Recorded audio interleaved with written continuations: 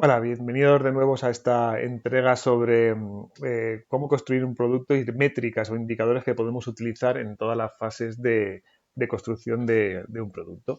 Os recordamos que en el vídeo anterior estuvimos viendo el programa Logic Model desarrollado por la OCDE. Al final se basa en un modelo en el que a partir de unas necesidades de los usuarios que identificamos, pues se generan una serie de pasos o un path de este desarrollo. En un principio tendríamos las entradas, que son todo aquello que se requiere, que va relacionado con la inversión, las actividades que desarrollamos para generar ese producto, ese entregable, básicamente todo lo que centramos en hacer, y eso genera unos outputs, que es precisamente lo que creamos. A partir de ahí, ese output esperamos que genere un outcome o cambio de comportamiento en el usuario.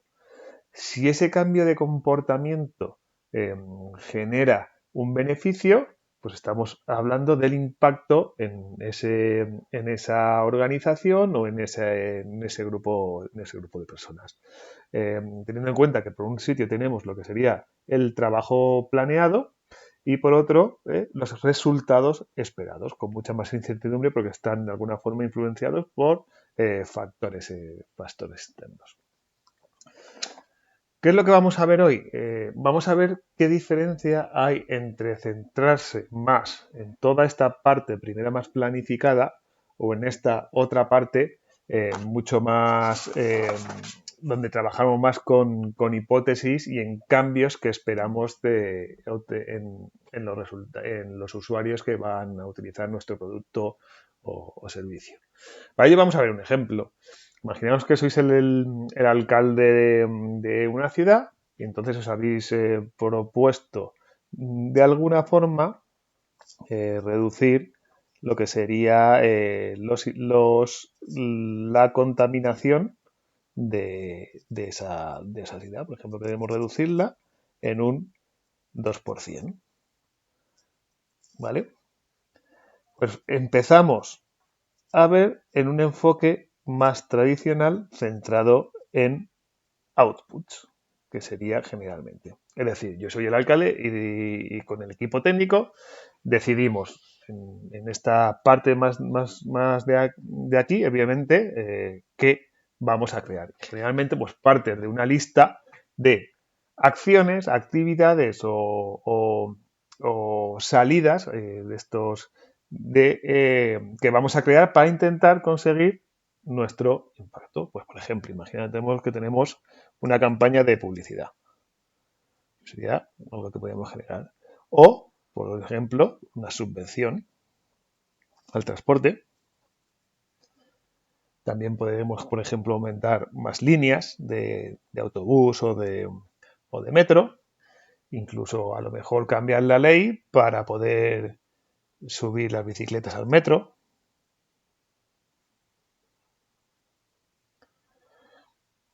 Otra, por ejemplo, mejorar los intercambiadores o tener más intercambiadores.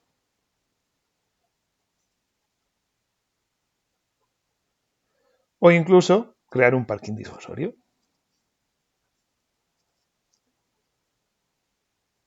Es decir, todo esto que tenemos en esta parte, pues generamos una inversión, una serie de cambios o de necesidades que puedan favorecer estas actividades y estas actividades acabarían generando outputs como esto.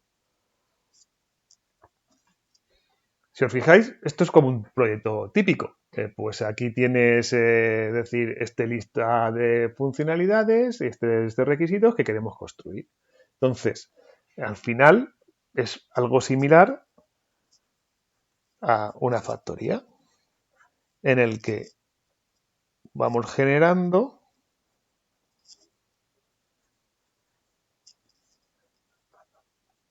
una serie de funcionalidades con el tiempo.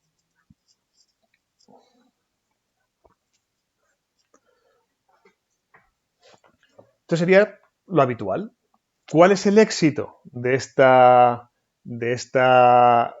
forma de trabajar? Pues obviamente el éxito es más funcionalidades. Cuanto más funcionalidades creemos, mejor lo estaremos haciendo. No están mirando si estas funcionalidades están generando o creando algún impacto. Lo que hay que hacer está decidido. Además, en la administración, habitualmente, tú entras en un pliego público, pero bueno, lo podemos traer a cualquier empresa. Se define un proyecto en el que los entregables son con estas funcionalidades. Esto tiene una ventaja y es que es muy sencillo medir.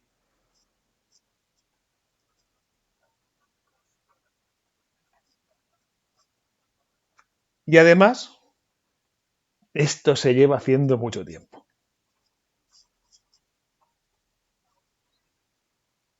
Por lo que ya está muy asimilado dentro de de nuestras, de nuestra forma de proceder.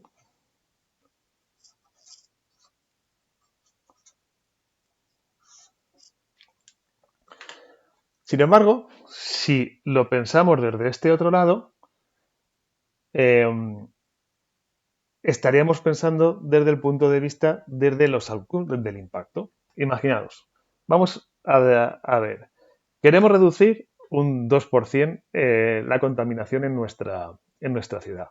Es decir, que este es el beneficio que queremos obtener. Entonces, ¿qué cambios del comportamiento podrían reducir ese beneficio? Si os fijáis, estamos haciendo hipótesis. Por ejemplo, podríamos pensar que un cambio en el comportamiento, lo que estamos hablando de outcomes, es que suba el transporte público, el uso, quiero decir. Otro, por ejemplo, que podríamos pensar, pues que disminuya la compra de vehículos.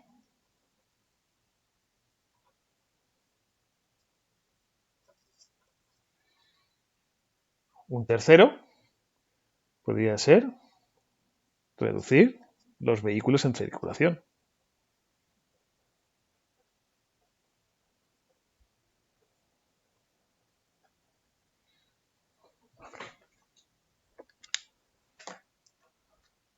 Si os fijáis, si conseguimos medir esto, puede, porque son hipótesis, que cambiemos esto.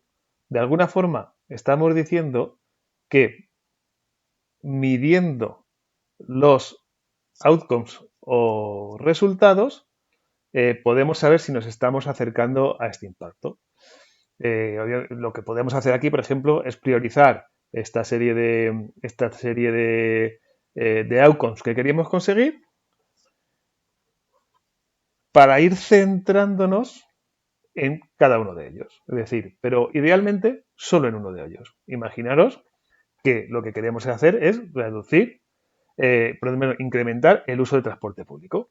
Y ahora sí que ya podemos plantearnos qué actividades y cómo hacer que sucedan esas actividades para generar outputs que creemos que pueden afectar o cambiar ese outcome. Pero solo nos centramos en outcome, porque ahora la perspectiva es bastante más sencilla y estamos fijándonos sobre todo en nuestra medida va a ser el outcome, que es decir, lo que realmente cambia un comportamiento de los usuarios. Por ejemplo, una actividad o un output que podríamos generar es una campaña de publicidad. ¿Esto puede aumentar el uso del transporte público? Pues habría que verlo. O subvencionar el transporte. ¿Puede aumentar el transporte público, el uso del transporte público? Pues tenemos que verlo.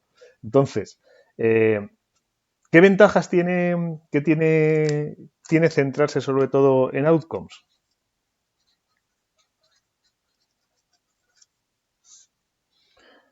Pues por un lado, una de las primeras ventajas es que el éxito está muy ligado al valor. al usuario. Es decir, porque lo ligamos realmente eh, con un cambio de comportamiento. También esto favorece que el equipo aprenda.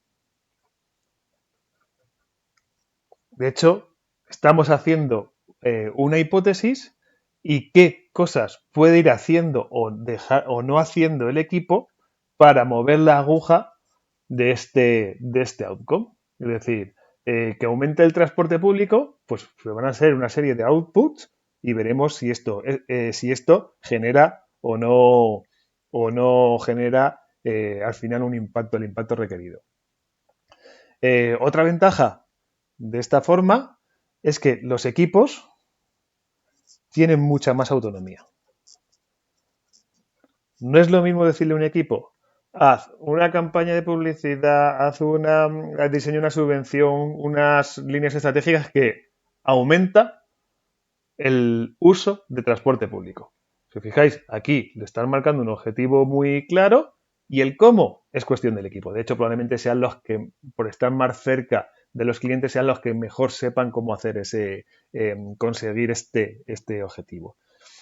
Eh, ¿qué problemas puede tener esta centrarse en outcome? Obviamente, las métricas son bastante más complicadas. Es decir, dar con una métrica asociada a que tenga sentido, asociada a a un outcome, puede ser difícil. La ventaja, por otro lado, de las métricas que hay en los outputs es que suelen ser bastante inmediatas. Es muy fácil medir, como decíamos antes. Es decir, ¿cuántas has entregado esta funcionalidad? Sí, no. ¿Cuántas horas o cuántas horas de trabajo o o qué cosas hace? Pues es bastante más sencillo. Medir los outcomes puede ser algo menos inmediato. Obviamente, no estamos acostumbrados eh, a trabajar por resultados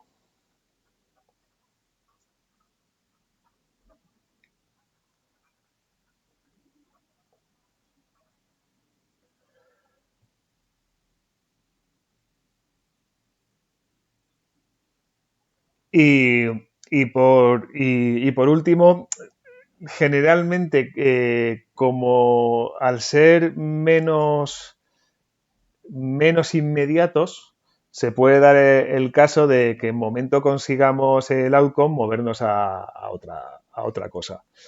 Eh, pero bueno, esto además tiene una ventaja adicional. Si os fijáis, cuando estamos dando valor al usuario, tenemos un propósito muy claro. Que el equipo aprenda, al final estamos hablando de maestría. Es decir, el equipo cada vez es mejor y va aprendiendo con el tiempo. Y obviamente, sobre todo, tener también autonomía. Estos tres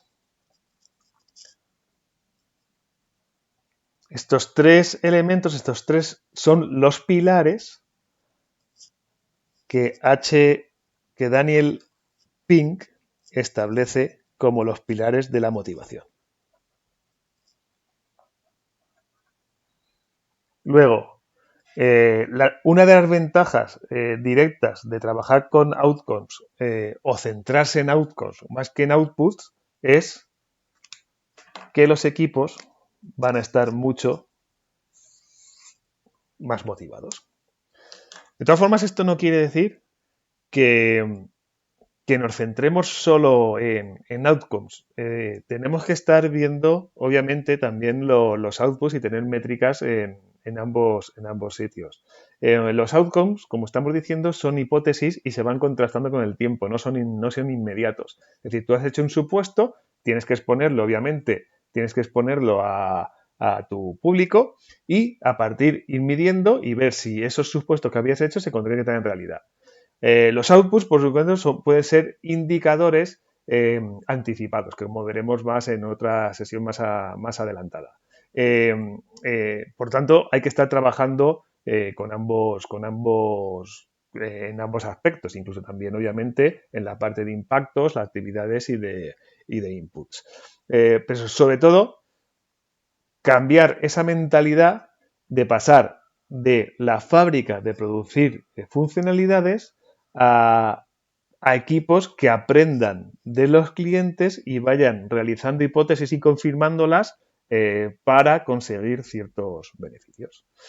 Así que os espero en la próxima, donde veremos más sobre este tema.